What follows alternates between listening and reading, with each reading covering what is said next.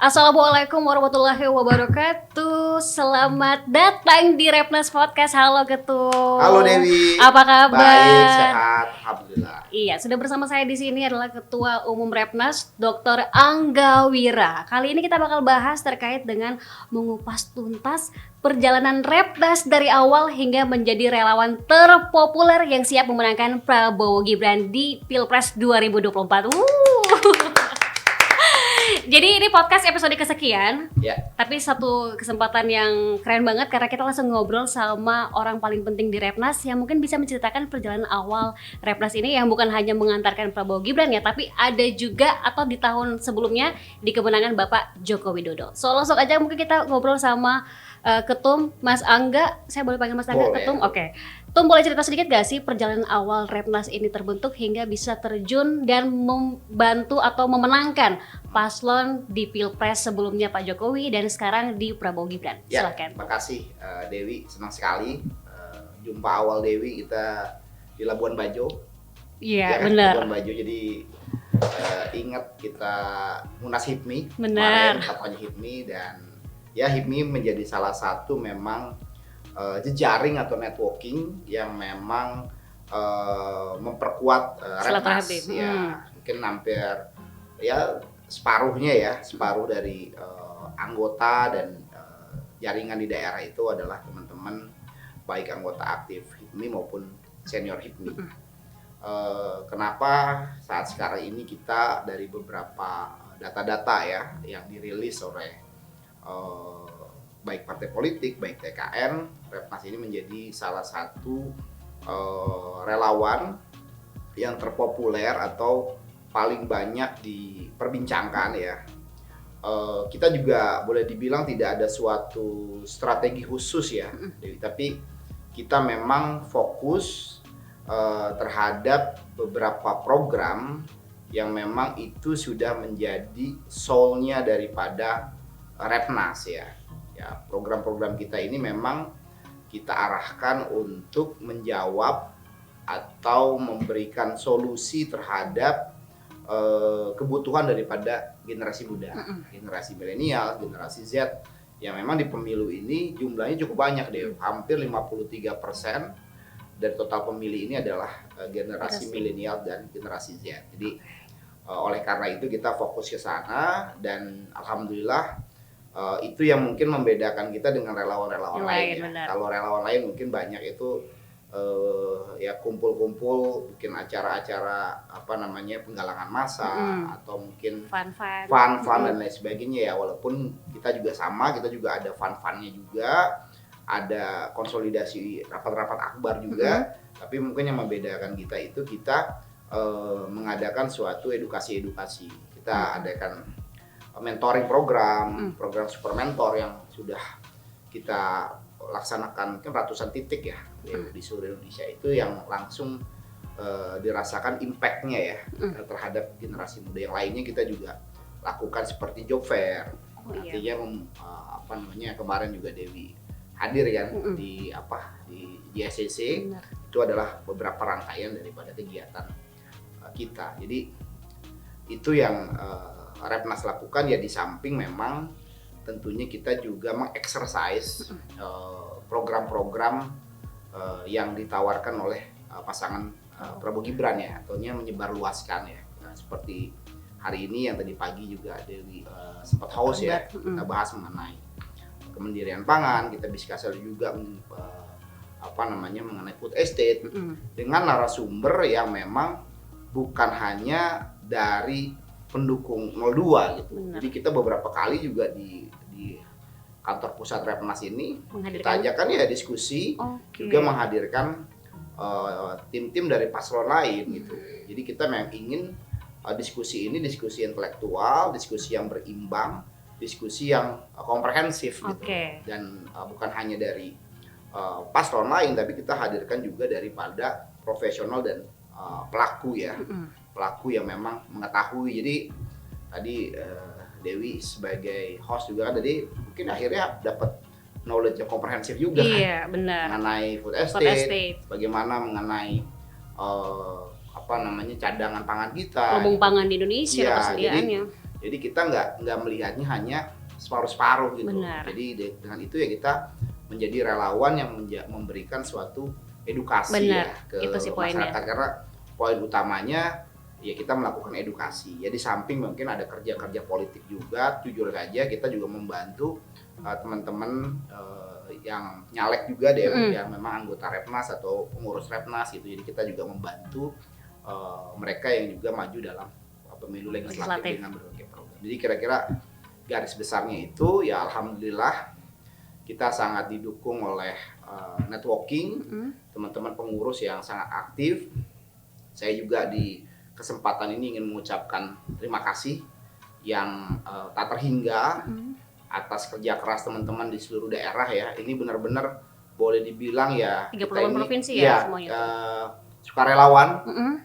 Benar-benar kita juga tidak memberi teman-teman di daerah ini berupa dukungan pendanaan atau apa. Jadi benar-benar mereka dari kantong sendiri ya sukarelawan. Jadi saya atas nama teman-teman DPP Repnas dan juga pasangan Prabowo Gibran mengucapkan terima kasih kepada teman-teman yang sudah tulus bergerak bersama Repnas selama hampir mungkin 4 bulan perjalanan Dew ya. Dari bulan Oktober ya kita bergerak dari mulai deklarasi gitu hingga November ya kemarin deklarasinya. Ya dari mulai persiapan kita di Oktober, November, lalu hingga di Februari ini. Jadi mungkin at least kita sudah berkomunikasi 4 bulan, tapi memang ya terus terang kita dimudahkan saat sekarang ini dengan teknologi informasi yang semakin mudah dijangkau ya. WhatsApp group, lalu Instagram, ada YouTube, ada apa. Jadi inilah menurut saya tren atau perubahan dari strategi daripada kampanye ya. Jadi menurut saya dengan adanya sosial media yang begitu bisa menjangkau banyak orang, memudahkan kita untuk berkomunikasi. Oke, menyambung dari apa yang dijelaskan oleh Ketum tadi, sebuah apresiasi juga sukarelawan yang tergabung dari 38 provinsi, kayaknya euforianya juga cukup besar ya, relawan Repnas ini untuk mendukung Prabowo Gibran. Karena yang mungkin berbeda juga itu Tutum, edukasi. Betul. Sambil fun tapi ada edukasi juga. Nah, yang menarik tadi disampaikan bahwa milenial dan Gen Z itu yang terlibat aktif. Kira-kira yang diharapkan dengan keterlibatan milenial dari Repnas ini yang turut mendukung program Bapak Prabowo dan Gibran seperti apa nih Tom? Jadi gini Dew, masa depan ini kan ditentukan oleh anak muda. Ya. Jadi anak muda harus proaktif ya, proaktif dalam menentukan masa depannya gitu. Jadi dengan adanya engagement ya, bahasa kerennya ya, keterlibatan secara kolaboratif, anak muda tahu problematika apa sih yang sedang kita hadapi tantangan. Dan setelah itu ya bagaimana solusinya itu. Jadi menurut saya ke depan anak muda perlu lebih berperan aktif ya, apalagi ya kalau kita lihat ini pasangan Prabowo Gibran ini kan mencerminkan antara tokoh senior yang sudah matang Pak Prabowo yang dengan rekam jejaknya mulai dari beliau sebagai militer aktif di masa Orde Baru ya kan? Lalu beliau sebagai pengusaha dan masuk menjadi politisi dan ya artinya kematangan Pak Prabowo dengan program-program yang sangat-sangat menurut saya sangat-sangat komprehensif yang dibuat oleh Prabowo Gibran ini. Kalau dibandingkan dengan paslon lain ya saya bukannya mau menjudge ya, bukannya mau ini tapi saya tidak melihat suatu program yang sangat-sangat komprehensif dan sampai menyentuh ke level teknikal ya di paslon yang lain. Jadi kalau misalnya ada orang yang misalnya nggak setuju dengan food estate atau nggak setuju dengan makan siang gratis, apa kira-kira? Ada solusi lain nggak? Nah, solusi lainnya apa yang bisa dilakukan secara masif ya, terstruktur dan juga menjawab tantangan-tantangan yang memang ada seperti itu. Boleh cerita sedikit nggak sih Mas, Repnas yang awalnya kalau sependek yang saya ketahui deklarasinya tanggal 13 November nih, kalau saya salah mungkin bisa dikoreksi. Sampai menunjukkan pilihan kepada paslon nomor 2, ada nggak sih Mas kira-kira yang kayaknya cocoknya Repnas mungkin arah ke sini? Sebenarnya memang dari awal sebelum kita menetapkan pilihan, ya deklarasi itu kita sudah menetapkan pilihan. Dari internal kita melakukan diskusi, kajian, karena kan sebelum sebelum deklarasi kalau Dewi bisa lihat rekam jejaknya, kita udah ada beberapa kali pertemuan besar ya. Sempat ada rakornas juga di Hotel Ambara. Lalu sebelumnya ada semacam pertemuan juga dengan beberapa elemen di Senopati gitu. Jadi sebulan sebelum deklarasi kita sudah melakukan pematangan dan menyerap aspirasi ya dari teman-teman pengusaha yang memang tadi yang saya juga sampaikan ini memang sebagian besar dari keluarga besar HIPMI. Jadi ya pengurus intinya juga semuanya juga dari teman-teman HIPMI. Ya menurut saya ini sebagai pilihan-pilihan yang rasional, dan kalau kita lihat tren Pak Prabowo dan Mas Gibran ini udah H-6 ya sebelum pemilihan, ini sudah cukup baik. Tadi saya lihat beberapa rilis dari lembaga survei sudah melampaui angka psikologis ya, udah di angka 52%. Jadi kalau saya mungkin tebakan saya nih, mungkin bisa dilihat nanti. Saya yakin Prabowo Gibran ini akan menang di angka 53 sampai ya 55. Itu nanti kita lihat nih. Lihat nanti ya. Nah, tanggal 10 nih efeknya kita lihat dulu. Tanggal 14 jam 3 sore kita bisa lihat hasil quick count ya, karena itu udah boleh diumumkan. Saya yakin pasangan Prabowo Gibran ya akan menang di angka 53 sampai 55% ya. Karena kemarin juga debat terakhir Pak Prabowo sangat perform, ya kan. Saya rasa itu membangun suatu narasi kesejukan ya. Iya, di closing statement ya. Closing statementnya sangat bagus, dan kalau saya juga sampaikan bahwa kalau di tim kita yang baik dari lawan, kalau memang idenya bagus, kita nggak akan mendinai gitu.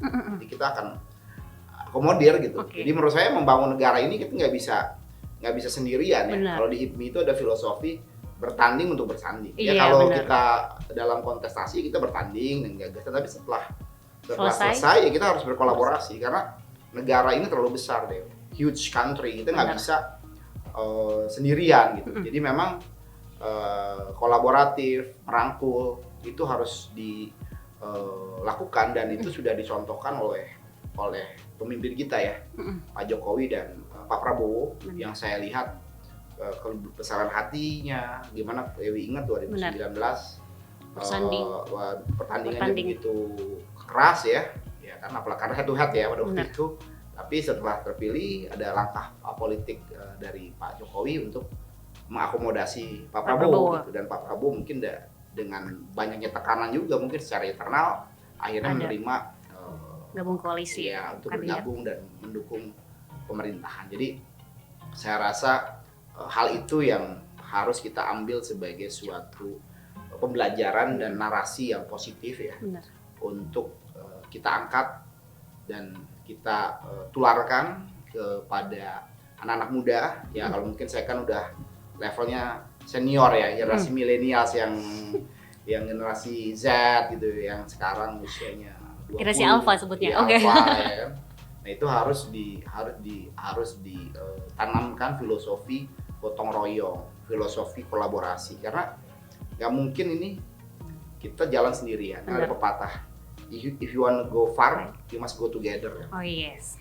Kalau kamu ingin cepat, mungkin jalan sendirian, tapi cepat kalau nggak sampai jauh buat apa? Kan jangan sampai kita kelelahan kan. Tapi kalau dengan adanya teamwork, kolaborasi, dan itu saya rasakan di Repnas sendiri, terus terang saja saya banyak dibantu oleh teman-teman, baik para ketua, wakil ketua umum, bendahara umum, sekjen gitu. Dengan berbagai macam juga ya, saya tahu mereka juga punya kesibukan juga ya kan. Jadi alhamdulillah ya di tengah kesibukannya mereka juga memberikan kontribusi waktu, tenaga, pikiran, dan juga materi juga yang menurut saya ini kita memang bergotong royong di Repnas ini, dan mudah-mudahan ini bisa menjadi tadi saya sampaikan juga di diskusi tadi pagi ya, kita mengawal lah program-program kebijakan daripada Prabowo Gibran nanti setelah berjalan, dan harapan kita juga Pak Jokowi sebagai presiden ke-7 tetap mengawal ya program ini supaya keberlanjutan dari apa yang sudah baik ini bisa kita teruskan.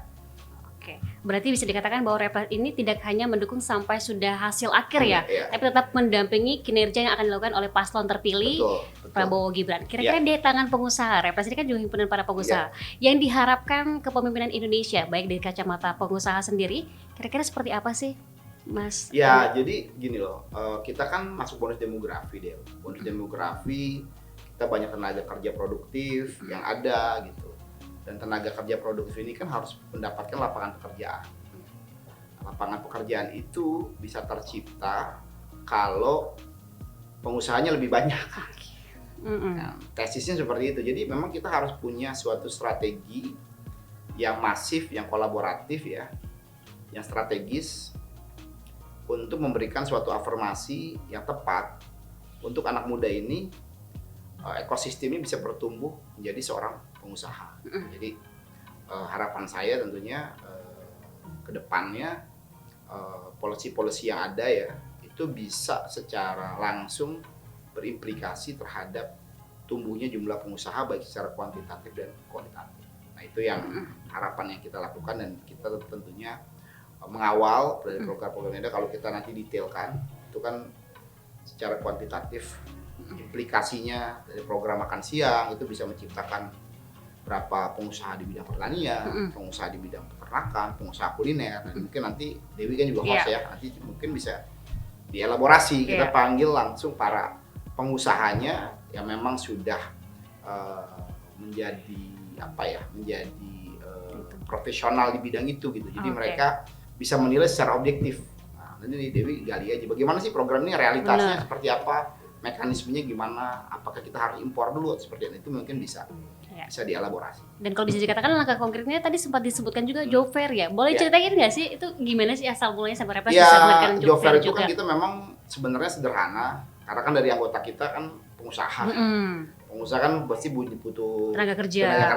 Jadi kita mau konekkan saja dari lingkungan ini ya, jujur aja belum terlalu masif ya, artinya belum juga kita kepada pengusaha-pengusaha yang di luar daripada member daripada Repnas ini. Jadi kita masih internal member. Dan kemarin kalau juga Dewi lihat kita di Hotel Ambara kemarin kita baru saja mengadakan suatu agreement ya dengan rute relawan ruang interaksi yang merupakan relawan yang menaungi kaum difabel atau disabilitas. Jadi kita berikan suatu ruang untuk mereka untuk bisa mendapatkan lapangan pekerjaan karena memang sebenarnya sesuai aturan perundang-undangan dan aturan lain ada afirmasi lah untuk kalangan tersebut untuk mendapatkan suatu porsi dalam tenaga kerja yang ada. Oke, ini mungkin pertanyaan terakhir dari saya Pak Ketum, saran ataupun mungkin kepada para milenial yang mungkin sekarang juga masih bingung nih menentukan pilihan. Apalagi Repnas kan jangkauannya luas, ini secara live juga. Bagi yang belum menentukan pilihan, why have to choose Prabowo Gibran dari kacamata Ketum? Ya pertama kalau secara kasat mata kan pasangan yang mengakomodir anak muda sebagai wapresnya kan cuma Prabowo gitu. Dan dikasih ruang loh anak muda sekarang. Dan bukan hanya menjadi tim sukses atau menjadi bagian, tapi under 40 bisa mendapat peluang untuk menjadi wapres itu kan sebenarnya cermin daripada akomodasi generasi muda. Dan yang lainnya tentunya generasi muda ini kan yang sebenarnya yang mengetahui problem atau tantangan yang dihadapi mereka gitu. Jadi menurut saya ya teman-teman silahkan secara rasional menggali ya, mendetailkan, melihat rekam jejaknya, melihat portofolio programnya gitu, melihat juga tim-tim kerjanya. Karena menurut saya secara langsung hal-hal itu yang akan mencerminkan mau dibawa kemana bangsa Indonesia ini 5 tahun ke depan gitu. Dan saya percaya pasangan Prabowo Gibran ini adalah pasangan yang solid ya.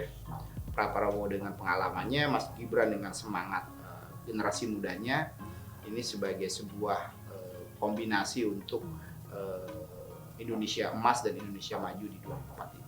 Oke. Closing statement dari Mas Angga sebagai ketum juga tadi sempat mengatakan bahwa sesuai dengan slogannya Repnas solid. Jadi mungkin bagi relawan yang tidak memilih untuk menjaga agar pemilu ini yang gembira dan damai, silakan Mas Angga. Ya, kepada teman-teman relawan Repnas seluruh Indonesia, saya mewakili teman-teman DPP Repnas mengucapkan terima kasih atas kerja keras teman-teman selama 4 bulan terakhir bergotong royong.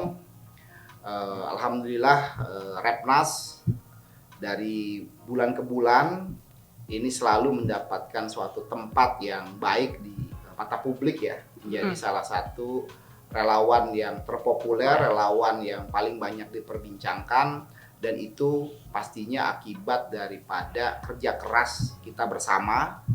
Sekali lagi saya mengucapkan terima kasih, dan ini sudah 6 hari lagi menuju 14 Februari.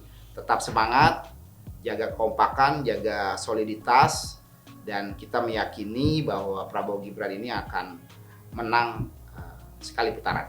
Semangat. Semangat, salam udah jari. Terima kasih Ketum Terima kasih, Gerindra. Dewi. Semoga apa yang sudah disampaikan beliau boleh diimplementasikan juga buat generasi milenial. Jangan sampai golput karena masa depan Indonesia ada di tangan kita nih, penerus bangsa. Ingat kata Ketum tadi, bertanding untuk bersanding. Terima kasih, sampai jumpa di podcast Reptas selanjutnya. Thank you Dewi.